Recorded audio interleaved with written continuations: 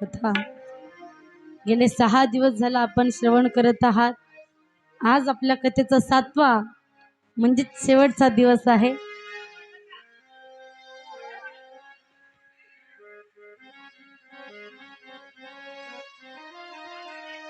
लक्ष द्या, हे पहा, आज आपल्या शेवटचा दिवस आहे, 7वा दिवस आहे आणि त्यात आज वेळ पण कमी आहे। 3 ला कथा थांबवायची, त्यामध्ये आपल्याला पूजा करायची आहे, 12 ज्योतिर्लिंगाची कथा ऐकायची आणि थोडीशी भगवान भोलेनाथाचं जे रूप आहे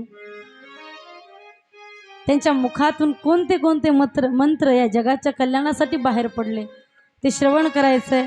आज वेळ कमी आहे, धावत्या वेळात तुम्हाला सांगण्याचा प्रयत्न करीन, कारण 7 दिवसामध्ये हे शिवमहापुराण सांगणं शक्य नाही, म्हणून संक्षिप्त रूपामध्ये तुमच्या पुढे नाव सांगते।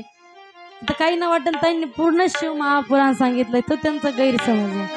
7 दिवसात आणि 2 तासात ते शिवमहापुराण सांगणं होत नाही हो, ते अथंग सागराप्रमाणे आहे आणि ते सांगायला कसं जमल एवढं नाही। जेवढं सांगणं शक्य होईल तेवढं सांगण्याचा प्रयत्न केला, तरी आज उरलेल्या थोड्याफार कथा आपण ऐकू। आणि महत्त्वाची गोष्ट म्हणजे 12 ज्योतिर्लिंगाची कथा ऐकल्याशिवाय शिवमहापुराण कथा ऐकल्याचं पुण्यच मिळत नाही, फळ मिळत नाही। मग त्याच्यासाठी आज आपल्याला 12 ज्योतिर्लिंगाची कथा श्रवण करायची आहे। सर्वांचेच अगदी मनापासून धन्यवाद। त्याचप्रमाणे सर्वच आमचे गुणीजन मंडळी असतील, सर्वच माझ्या गुरुभगिनी असतील, आमचे तबलेवाले महाराज, माऊली महाराज असतील, धन्यवाद त्यांचे सुद्धा। आमचे माईक सिस्टीमवाले दादा असतील, त्यांचे सुद्धा धन्यवाद। आणि आमचे कॅमेरावाले दादा असतील, खूप चांगली गोष्ट आहे, त्यांचे धन्यवाद द्यावा तेवढे कमीच आहेत, त्यांचे सुद्धा मनापासून धन्यवाद। तुम्हाला वाटत नाही का काहीतरी राहत आहे तुमच्याकडून?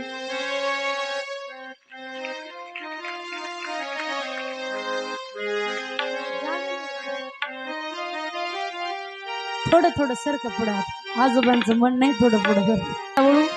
कथेला सुरुवात करू, उरलेले धन्यवाद शेवट देऊ आपण। चला लक्ष द्या, इकडे सरका थोडं थोडं, लवकर लवकर।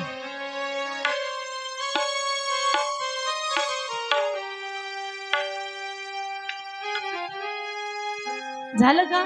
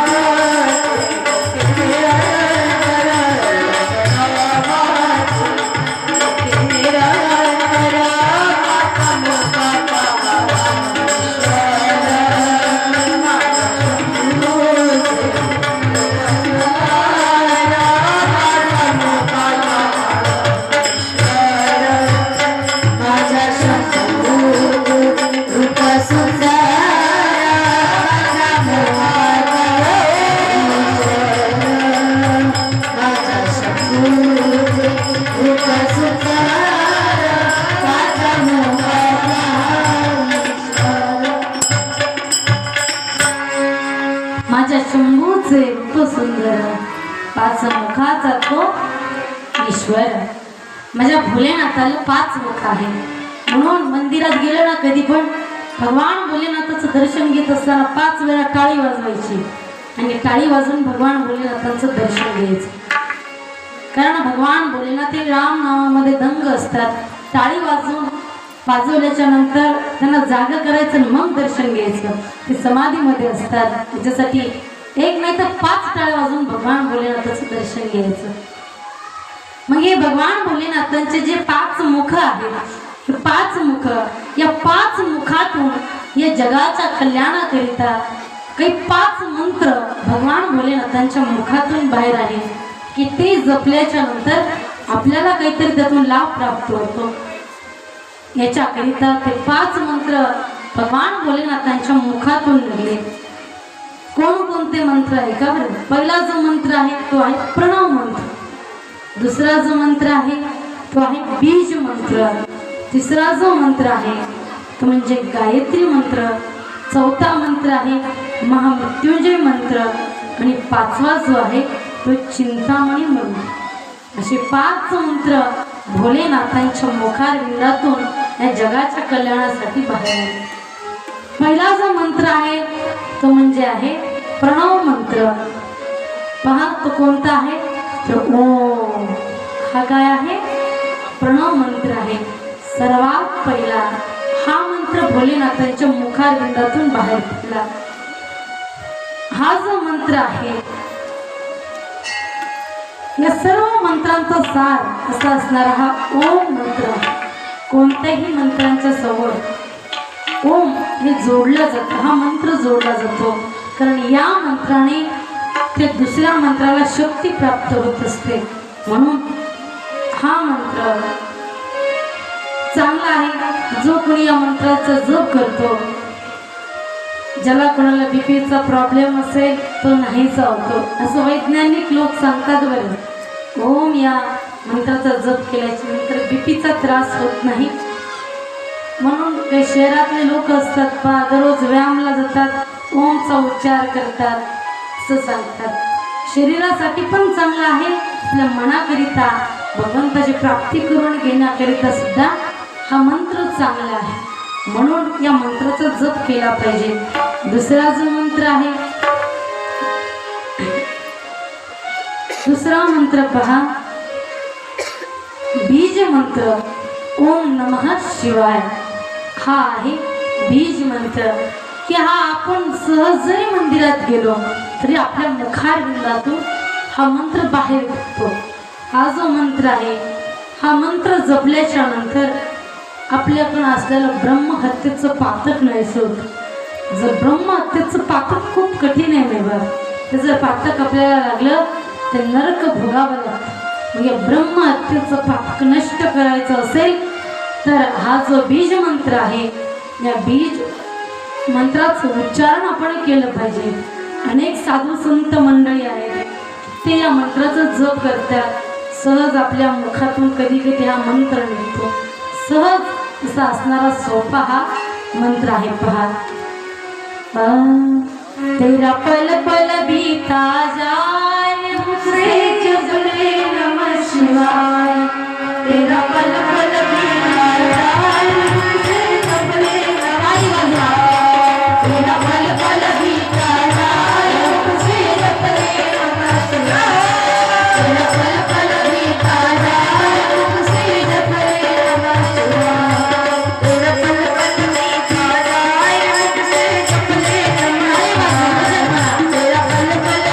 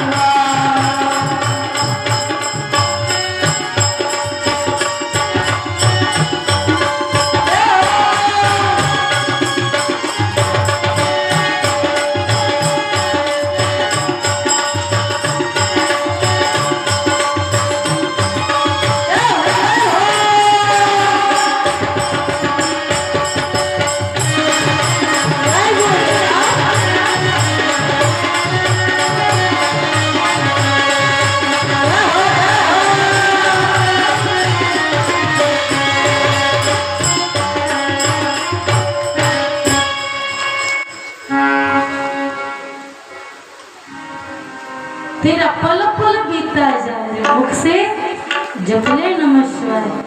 आपल्या जीवनातला एक एक एक एक क्षण निघून चाललाय. त्याच्याकरिता काय केलं पाहिजे? नामचिंतन करणं गरजेचं. हा जो मंत्र आहे दुसरा बीज मंत्र, की हा मंत्र जपल्याच्या नंतर ब्रह्महत्येचं पाप नष्ट होतं.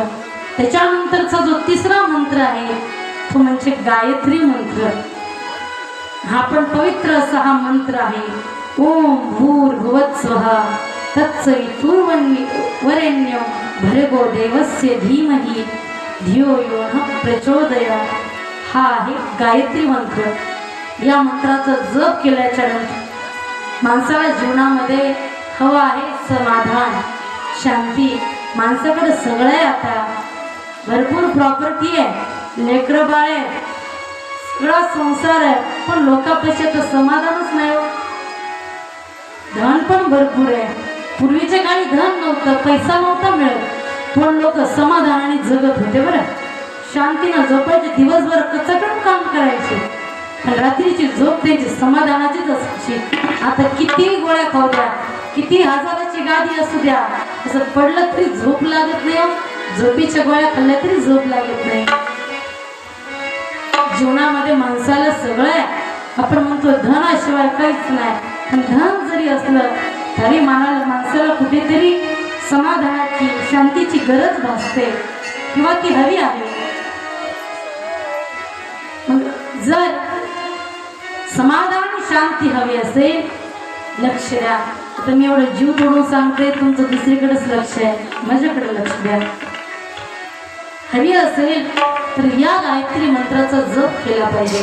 पण असंच नाही म्हणायचं, आपले जे गुरु आहेत ना त्यांच्या मुखारविंदातून तो मंत्र ऐकायचा, तो घ्यायचा, मग त्याचा जप करायचा.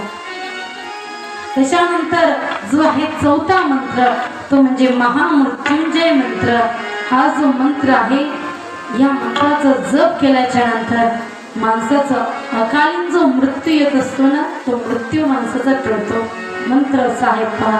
ओम त्र्यंबकं यजामहे सुगंधिं पुष्टिवर्धनम् उर्वारुक्मीव बंधनात् मृत्योर्मोक्षे यमामृतात्. असा हा मंत्र आहे. या मंत्राचा जप केल्याच्या नंतर जो अकालिक मृत्यू आपल्याला येणार आहे, तो मृत्यू आपला टळतो. पहा, जर आपण पिंपळाच्या झाडाखाली बसून भगवान भोलेनाथाचं शिवलिंग समोर ठेवून जर आपण या मंत्राचा 1.25 लाख वेळा जप जर केला ना, तर आपला अकालीन मृत्यू टळतो. मनचं नाही सांगत बरं, जे पुराणात सांगितलंय तेच पॉइंट मी अशा वहीत लिहिलेले, तेच तुम्हाला मी सांगते.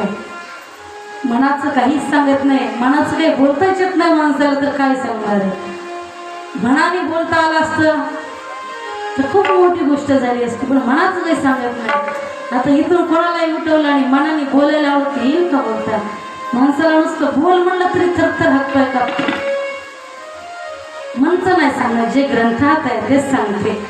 मग असं केल्याच्या नंतर हा महामृत्युंजय मंत्राचा जप केल्याच्या नंतर अकालीन मृत्यू आपला टळतो. विशेष म्हणजे भोलेनाथच असे आहे की त्यांचं जप केल्याच्या नंतर त्यांच्या मुखातून निघलेला हा जप आहे. या मंत्राचा जप केल्याच्या नंतर मृत्यूच टळून जातो आपला. भोलेनाथ असे देव आहेत की मरणाला घालवणारे, निवारी कळी काळाचा भेव असे असणारे हे शिव आहे. कारण मार्कंडेय ऋषी माहिती का? मार्कंडेय हे ऋषी यांना 14 वर्षाचं आयुष्य होतं. 14 वर्ष ते जगणार होते, पण ते भोलेनाथाची आराधना करत होते. त्यांचं 14 वर्ष पूर्ण झालं आणि त्यांना नेण्याकरिता यमदेव आले. पण ज्यावेळेस यमदेव आले त्याच वेळेस मार्कंडेय ऋषीनं काय केलं? भगवान भोलेनाथांच्या पिंडीला मिठी मारली घट्ट. त्याच वेळेस भोलेनाथ त्या शिवलिंगामधनं प्रगट झाले. प्रगट झाल्याच्या नंतर जे मार्कंडेय ऋषी आहेत त्यांचा प्राण वाचला. त्याला सांगितलं, काळाला सांगितलं, तू जरी महाकाळ असला तरी मी महाकाळ आहे. आणि भोलेनाथांनी मार्कंडेय ऋषींचं मरण चुकवलं आणि त्यांना चिरंजीव बनवलं. जे काही 7 चिरंजीव आहेत ना आपले, त्या 7 चिरंजीव मध्ये मार्कंडेयांचं नाव येतं. असे हे भोलेनाथ आहे, अशी भोलेनाथाची कीर्ती आहे, म्हणून त्यांचं नाव उच्चारण केलं पाहिजे. हाच जो मंत्र आहे महामृत्युंजय मंत्र, त्याचा जप केल्याच्या नंतर मनुष्याचं मरण टळतं, अकालीन मृत्यू माणसाला प्राप्त होत नाही, म्हणून या मंत्राचा जप आपण केला पाहिजे. त्याच्यानंतर जो 5वा मंत्र आहे तो म्हणजे चिंतामणी मंत्र. आपल्या जीवनात सगळ्यांच्या जीवनामध्ये चिंता आहे. हा चिंतामणी मंत्र काय आहे पहा, त्याचं नाव आहे राम. राम हा चिंतामणी मंत्र आहे. तुम्ही म्हणाल शिवमहापुराणे, शिवमहापुराणामध्ये राम कसं काय? तुम्हाला पहिल्या दिवसापासूनच सांगत आले, भगवान भोलेनाथांचं आराध्य दैवत म्हणजे राम प्रभू आहेत. त्यांना राम कथा ऐकायला आवडते. ते राम या मंत्राचं जप करतात. आणि हा जो 5वा मंत्र आहे राम, हा त्यांच्याच मुखारविंदातून आलेला आहे. हा जो राम मंत्र आहे, हा मंत्र आपल्या जीवनातलं दुःख घालवणारा आहे, आपल्या जीवनात ती चिंता निवारण करणारा आहे. म्हणून हा चिंतामणी मंत्र आहे.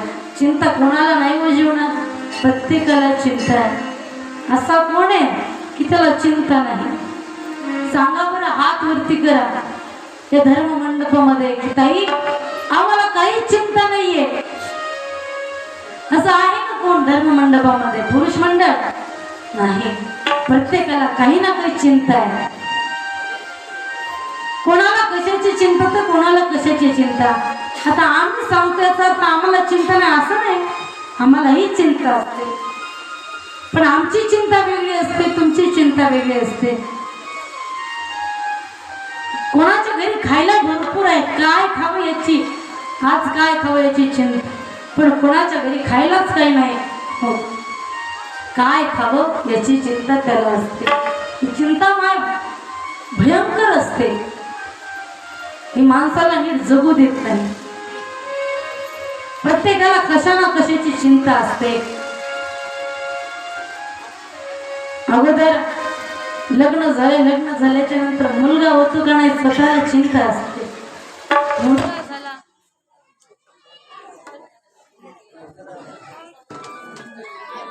अत्वतीच्या उमापती महादेव की जय. कुठं चालू होतं आपलं? काय चालू होतं? तुम्ही कथा चिंता चालू होती. पहा, चिंतामणी मंत्र आहे का? आता काहीच लग्न झालं मुलगा होत नाही याची चिंता, मुलगा झाला तो जगतो का मरतो याची चिंता असते काहींना. परत जगल्याच्या नंतर ते लेकरू शाळेत जातं का नाही याची चिंता. लेकरं खोडकर असतात, ते शाळेतच जात नाहीत, वैताग आणून सोडतात. जा बाबा शाळेत म्हणावं लागतं. शाळेत जातं का नाही याची चिंता. शाळेत गेला नीट अभ्यास करतं का नाही याची सुद्धा चिंताच आहे की नाही. लेकराला शाळेत घातलं, खूप पैसा त्याच्यावर खर्च केला, आणि त्या लेकराने जर अभ्यासच केला नाही तर काय उपयोग त्याचा? एक लेकरू असंच झोपलं होतं अंगणामध्ये, शाळेचं जे प्रांगण होतं ना त्याच्यामध्ये झोपलं होतं. शिक्षक आले, शिक्षक म्हणतात, अरे बंटी असं का झोपला? वर्गामध्ये तास चालू आहे गणिताचा, लक्ष दे काहीतरी समजेल. तो म्हणाला काय करायचं समजून. त्यावेळेस ते शिक्षक म्हणतात, अरे तुला जर ते समजलं ना तर तू चांगला पेपर लिहिशील. हा म्हणा लिहिला पेपर, मग काय? अरे पेपर लिहिल्याच्या नंतर तुला चांगले मार्क पडतील. चांगले मार्क पडले मग पुढं काय? चांगले मार्क पडल्याच्या नंतर चांगल्या कॉलेजला ऍडमिशन भेटते का नाही, भेटल का नाही? तो म्हणला हा भेटलं, चांगल्या कॉलेजला ऍडमिशन पण भेटलं म्हणे. हा चांगल्या कॉलेजला ऍडमिशन भेटलं मग काय? हा मग काय, तू चांगल्या कॉलेजला ऍडमिशन भेटल्याच्या नंतर तुला चांगली नोकरी लागेल, चांगली डिग्री प्राप्त होईल. हा म्हणे चांगली नोकरी लागली पुढं काय? अरे चांगली नोकरी लागल्यावर चांगली छोकरी भेटेल. हा म्हणाले मिळाली छोकरी, मग पुढं काय? अरे तुला चांगली छोकरी मिळाली, नोकरी लागली तर चांगलं घर बांधशील. घर बांधायच्या नंतर काय निवांत झोपायचंच आहे. आता काय करते? झोपलोच आहे ना, झोपू द्या ना, कशाला ताण देता? असंच असतं ते लेकरं शाळेत गेल्याच्या नंतर अभ्यास करतात का नाही याची चिंता असते. अभ्यास केला, चांगले पेपर लिहिले, पण चांगले मार्क पडतील का नाही लेकराला, पोरांना चिंता असते. अरे 10वीचे पेपर दिले तर पेपर पण चांगले मार्क पडतील का नाही चिंता असते ना. परत ठीक आहे, चांगले मार्क पडले, चांगल्या कॉलेजला ऍडमिशन मिळतं का नाही चिंता. मिळालं, चांगली नोकरी सुद्धा लागली, पण मुली भेटणं कठीण आहे आजकाल. मुली भेटत नाही. भेटतात, ज्याला भेटायचं त्याला भेटतात. मुली नाहीत असं पण म्हणता येणार नाही, मुली आहेत. पण जो मुलगा चांगला शिकलाय, त्यानं काहीतरी घडवलंय जीवनामध्ये, यालाच मुले भेटतात. असं जो व्यसन करतो, गावभर फिरतो, अशा मुलाला नाही भेटत मुली. मुलगी भेटेल का नाही चिंता. प्रत्येकाची कशी ना कशी चिंता असते. मुलगी भेटली, लग्न झालं, आपल्याला नीट सांभाळते का नाही याची चिंता असते का नाही. सून घरात येऊ वाटत आपल्या मनाचं लग्न व्हावं. खरं लग्न झाल्याच्या नंतर ती घरात आल्याच्या नंतर कशी निघते याची चिंता ना. निघली बाबा, आली चांगली, काहींची निघते वाटतं ना घरात ठेवती का घराच्या बाहेर काढती. पण ठेवलं घरामध्ये एखादा रोग तर होणार नाही ना याची चिंता. एखादा रोग झाला मग मरू का वाचली याची चिंता. मेल्याच्या नंतर सुद्धा माणसाच्या मागे चिंताच असते. बघा, मेल्याच्या नंतर चिंता पाठ सोडत नाही. बरं, मेल्याच्या नंतर जर चिंता नसती तर कावळानं शिवण्याचं दुसरं कारण कोणतं. मेल्याच्या नंतर पण कावळा लवकर शिवत नाही, याचा अर्थ चिंता असते म्हणूनच शिवत नाही कावळा. मेल्याच्या नंतर सुद्धा चिंता असते, अशी भयंकर चिंता.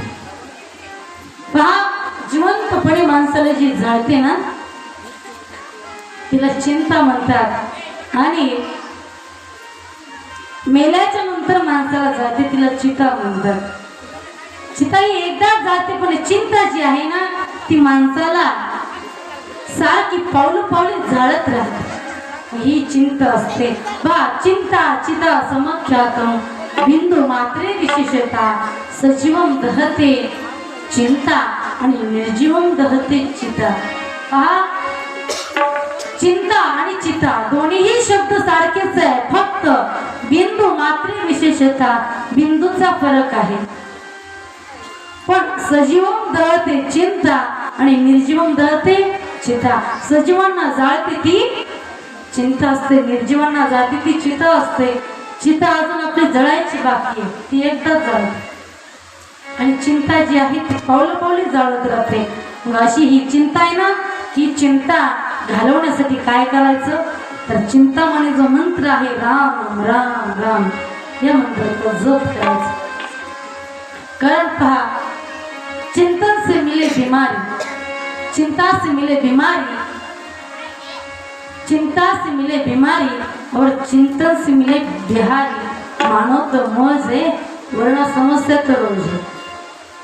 चिंता करण्यापेक्षा चिंतन करा. चिंतन केलं तर देव भेटेल, चिंता केली तर आजार होईल. म्हणून चिंता नाही करायची, चिंतन करायचं. जेवढं चिंतन कराल तेवढं आपल्यासाठी चांगलं आहे. हा जो चिंतामणी मंत्र आहे हा आहे राम मंत्र. याच राम मंत्राने भगवान भोलेनाथांनी समुद्र मंथनाच्या दिवशी जे हलहाल असं विष प्राशन केलं होतं, ते विष दाह होत होता, तर ते दाह शांत होण्याकरिता भोलेनाथांनी राम नाव उच्चारलं, त्याचा जप केला, त्यावेळेस तो दाह शांत झाला. असा हा असणारा हा शेवटचा मंत्र म्हणजे राम चिंतामणी मंत्र आहे. असं हे भगवान भोलेनाथाच्या मुखातून 5 निघालेले काही मंत्र आहेत. याच्यानंतर 5 प्रकारचे शिवलिंग सांगितले. पहा, लक्ष द्या.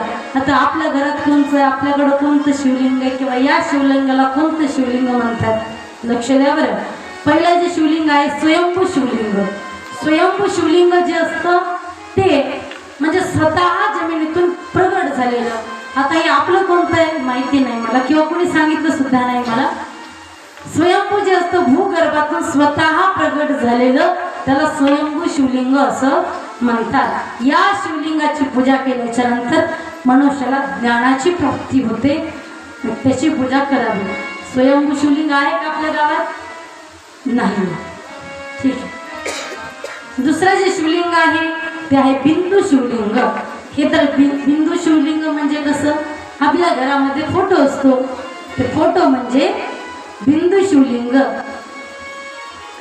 या शिवलिंगाची पूजा केल्याच्या नंतर आपल्या जीवनातलं क्लेश दुःख निवारून जातं, नष्ट होतं. आपण आपल्या प्रत्येकाच्या घरात असेल बिंदू शिवलिंग, जे फोटोवर असतो आपण त्याची पूजा करतो ते शिवलिंग म्हणजे बिंदू शिवलिंग. त्याच्यानंतर जे तिसरं शिवलिंग आहे ते म्हणजे प्रतिष्ठित शिवलिंग, जे की आपलं आहे. प्रतिष्ठित शिवलिंग म्हणजे काय? सर्व गावकरी लोकांनी एकत्रित यायचं, एकत्रित येऊन ब्राह्मणांना बोलवायचं आणि ब्राह्मणांच्या मुखारविंदातून मंत्र जप, त्या शिवलिंगावर मंत्र जप करून त्याची स्थापना करणं, ते म्हणजे प्रतिष्ठित शिवलिंग आहे. या शिवलिंगाची पूजा केल्याच्या नंतर यश, श्री, औदार्य, ऐश्वर्य हे सगळं काही माणसाला प्राप्त होतं. जे प्रतिष्ठित शिवलिंग आहे आपलं हे प्रतिष्ठित असणार आहे, हेच प्रतिष्ठित शिवलिंग आहे. याची पूजा केल्याच्या नंतर याचं श्री, औदार्य, विद्या, धन याची प्राप्ती आपल्याला होते. त्याच्यानंतर जे आहे चौथं शिवलिंग चर शिवलिंग. ते शिवलिंग म्हणजे आपल्याकडं आहे. पहा, आज तुम्ही जे सोबत घेऊन आलात ना ते चर शिवलिंग, की त्याला आपण कधीही उचलू शकतो, कुठेही घेऊन जाऊ शकतो, कुठेही ठेवू शकतो, असं असणार आहे चर शिवलिंग. या शिवलिंगाची पूजा केल्याच्या नंतर समाधानाची प्राप्ती होते, असंही असणार चर शिवलिंग. त्याच्यानंतर आहे पाचवं शिवलिंग जे आहे ते म्हणजे गुरु शिवलिंग. गुरु शिवलिंग कशाला म्हणतात? तर आपले जे गुरु आहेत, गुरु जे आहेत ना त्यांच्या उजव्या पायाचा जो अंगठा आहे तो अंगठा म्हणजेच गुरु शिवलिंग. तर इथे प्रत्येकाला गुरु असतील, आहेत का गुरु? जरी नसले तर आपल्या सर्वांचे गुरु आहेत. मनमत स्वामी आहे की नाही? पण इथे गुरु कोणी कोणी केले? आत्महत्ती करा बरं. भरपूर जणांनी केले. टाळी वाजवा स्वतः जरा. हे पहा, गुरुचं सामर्थ्य खूप मोठं आहे बरं. तुम्हाला जर तुम्ही गुरु केले असतील, जर कधी वर्षातून एकदा तरी गुरुंना भेटायला गेलं पाहिजे. जरी गेलं नाही त्यांना हळदी कुंकू लावता आलं तर नकाला, पण जी शिवलिंग आहे त्याच्या चरणाचा जो उजव्या पायाचा जो अंगठा आहे ना त्याचं दर्शन घेऊन नक्की येत जा. कारण ते शिवलिंग आहे त्याची पूजा केली पाहिजे. कारण पहा, गुरुंचं सामर्थ्य एवढं आहे. पहा, आपल्याला 33 कोटी देव असू द्या, 33 कोटी देवांचा श्राप आपल्याला असू द्या किंवा त्यांनी श्राप देऊ द्या, त्यांनी श्राप दिला आणि जर एका गुरुंचा आशीर्वाद जर आपल्या पाठीशी असला ना तरी 33 कोटी देवांनी दिलेला श्राप सुद्धा आपल्याला काहीच होणार नाही, काहीच होणार नाही. पण 33 कोटी देवांचा आशीर्वाद असू द्या आणि एका गुरुचा श्राप असू द्या तर आपल्याला जगात कुणीच वाचू शकणार नाही. कारण गुरु हे असे आहेत की ते आपल्याला देवापर्यंत नेण्याचा मार्ग दाखवतात. ते गुरु असतात, देवापेक्षा सुद्धा श्रेष्ठ गुरु आहे. गुरु हा संत कोळीचा राजा, गुरु हा प्राण विसावा माझा, गुरु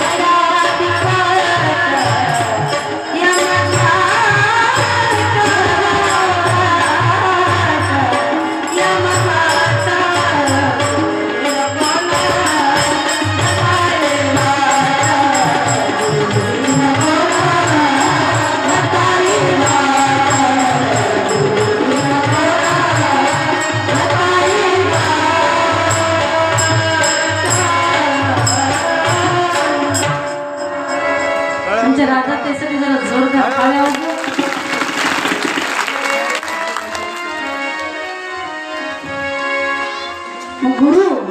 गुरुचं सामर्थ्य एवढं असतं, देवापेक्षा सुद्धा मोठा गुरु असतो. म्हणून कधी गेलात गुरुंकडे तर आपल्या गुरूंच्या उजव्या पायाचं जो अंत आहे त्याचं दर्शन नक्की घेत जा. असो असे 5 शिवलिंग सांगितले. त्याच्यानंतर पहा, शिव महापुराणामध्ये पंचायतन देवत सांगितले, शिव पंचायतन सांगितलं की पहा, हे 5 देव आपल्या देवघरामध्ये असले पाहिजे. जर हे 5 देव जर आपल्या देवघरात नसतील आणि तुम्ही रोज जर पूजा करत असाल तर ती पूजा करून सुद्धा काही उपयोग नाही, किंवा कितीही पूजा करा त्याचं फळ तुम्हाला मिळणार नाही. मग कोणकोणते 5 देव ते शिव महापुराणामध्ये सांगितले पहा, लक्ष द्या. पहिली देवता जी आहे ती म्हणजे भगवान भोलेनाथ. हे दुसरी देवता आहे भगवान विष्णू. तिसरी देवता आहे गणपती बाप्पा. चौथी देवता आहे माता जगदंबा लक्ष्मी.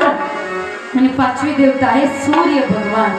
हे 5 देव आपल्या देवघरामध्ये असलेच पाहिजे. तर हे 5 देव जर आपल्या देवघरात नसतील तर कितीही पूजा करा मागं फळ नाही भेटू शकत. हे 5 देव असलेच पाहिजे. म्हणजे बाकीचे देव ठेवायचे नाही असं नाही बरं, ते सुद्धा ठेवायचे, म्हणजे 5 देव ठेवायचे. ते शिव महापुराणामध्ये सांगितले आहे, शिव पंचायतन आहे. का बरं 5च देव ठेवायचे? कारण हे 5 देव हे पंचमहाभूतात यांच्यापासून उत्पत्ती झालेले आहे. आणि हे देव आहेत, हे देव असे आहेत की यांना 2 रूप आहेत, एक सगुण रूप आणि एक निर्गुण रूप. आता भोलेनाथ जे आहे त्यांचं सगुण रूप कोणतं आहे तर पसरलेल्या अशा मोठ्या मोठ्या जटा, समाधीमध्ये असणारे, डोक्यावरती गंगा धारण केलेली, चंद्र धारण केलेले, सरळ अंगाला भस्म धारण केलेला, गळ्यामध्ये वासुकी सर्प ज्यांनी धारण केलेला आहे, व्याघ्र चर्म ज्यांनी परिधान केलेला आहे, असे हे भोलेनाथ त्यांचं हे झालं सगुण रूप. आणि भगवान भोलेनाथांचं निर्गुण रूप झालं म्हणजे शिवलिंग. हे 2 रूप भगवान भोलेनाथांचे आहे. त्याच्यानंतर भगवान विष्णूंचे 2 रूप आहेत. एक म्हणजे चतुर्भुज असणारे भगवान विष्णू, शंख चक्र गदा धारण केलेले, आणि दुसरं त्यांचं निर्गुण रूप म्हणजे शाळीग्राम. हे भगवान विष्णूंचं निर्गुण रूप आहे शाळीग्राम. त्याच्यानंतर तिसरं जे रूप आहे गणपती बाप्पा.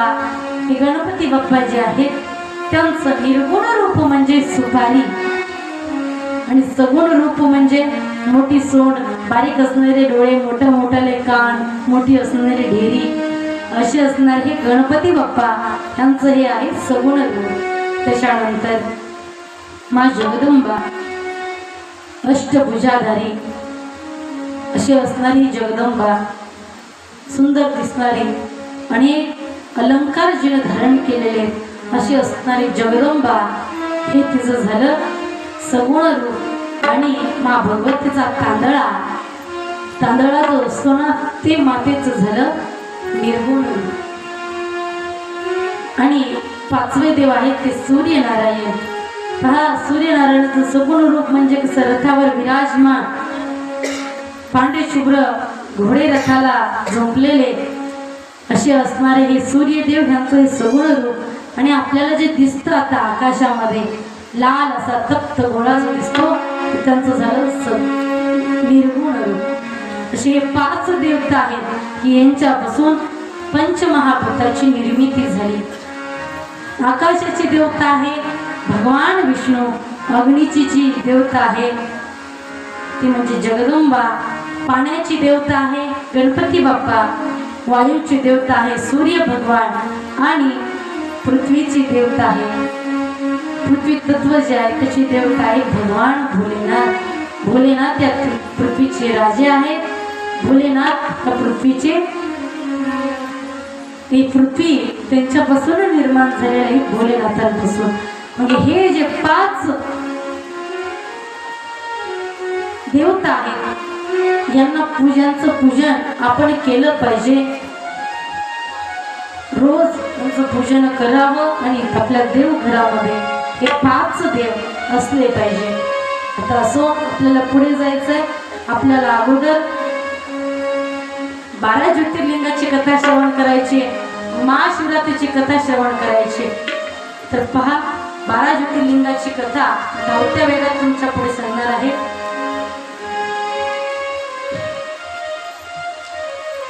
सर्वांनी अगोदर एक मंत्र आहे पहा, तो सर्वांनी माझ्यासोबत म्हणायचा आहे.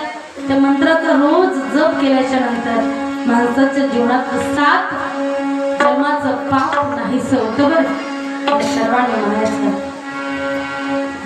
सौराष्ट्र सोमनाथंच्या श्रीशैल्यं मल्लिकार्जुनम् उज्जैन्य महाकालम् ओंकारम् अमलेश्वरम् परल्या वैजनाथं च दाकिन्याभिमशङ्करम् सेतु वन्दे तु रामेशम् नागेशं दारुकामणि वाराणस्यातु विश्वेशम् त्र्यम्बकं गौतमी तटे हिमालये तु केदारम् कृष्णेशं शिवालये एतानि ज्योतिर्लिंगानि सायप्रातः पठे नरः सप्तजन्मकृतं पापं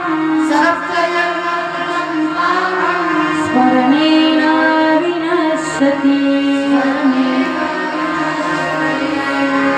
हे जे आहे 12 ज्योतिर्लिंगाचा मंत्र आहे. जो जप केल्याच्या नंतर आपल्या जीवनातलं 7 जन्माचं पाप हे नष्ट होतं. हे जे 12 ज्योतिर्लिंग आहे, त्या 12 ज्योतिर्लिंगाची कथा आपण जर ऐकली शेवटच्या दिवशी, तर पूर्ण कथा ऐकल्याचं जर पुण्य ही 12 ज्योतिर्लिंगाची कथा ऐकल्याच्या नंतर मिळतं. म्हणून आता आपल्याला 12 ज्योतिर्लिंगाची कथा ऐकायची आहे. पण एक तर सर्वांनी आज उठून भजन नको होईल, म्हणून सर्वांनी एकदा भजन म्हणायचंय. बरं, हा 7 दिवसात नाही म्हटलं तुम्ही, ऐकायचं काम केला तर म्हणा थोडंस. बरं, नमः शिवाय, ओम नमः शिवाय, हर हर भोले, नमः शिवाय, नमः शिवाय.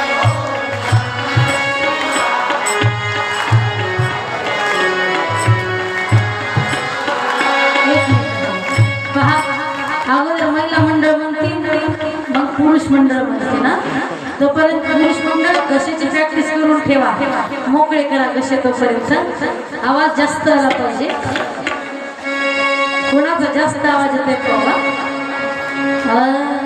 नमः शिवाय, ओम नमः शिवाय, हर हर बोले, नमः शिवाय. हात वरती घ्या.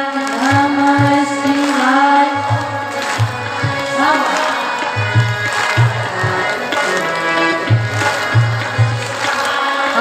नमः शिवाय, ओम नमः शिवाय, हर हर बोले, नमः शिवाय. म्हणा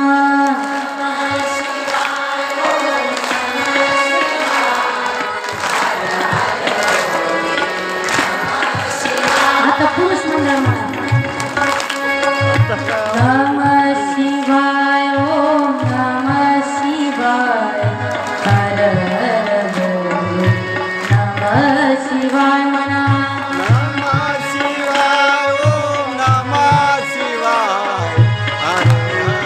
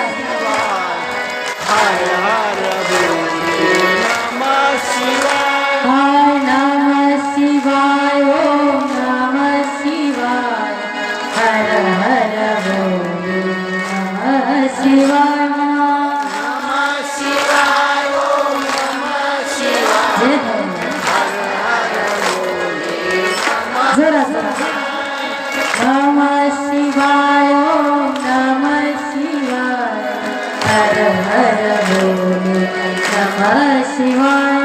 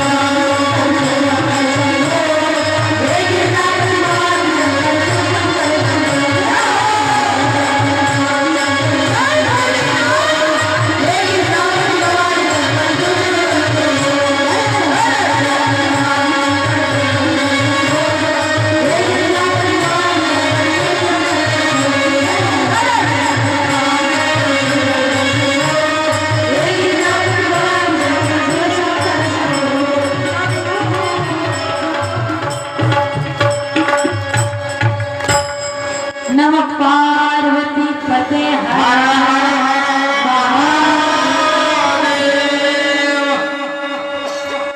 छान भजन केलं स्वतःसाठी तर जोरदार टाळी वाजवा.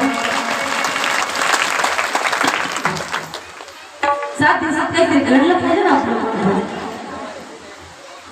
असो आता पहा 12 ज्योतिर्लिंगाची कथा ऐकायची.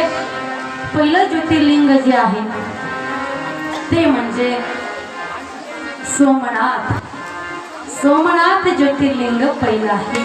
पहा हे सोमनाथ ज्योतिर्लिंगाची कथा अशी सांगितली की हे ज्योतिर्लिंग आहे गुजरात प्रांतामध्ये. त्याची कथा असे सांगतात दक्षाला अनेक कन्या होत्या. 60 कन्या होत्या. त्यापैकी 27 कन्या दक्षानं काय केलं तर चंद्राला दिल्या. आपण 27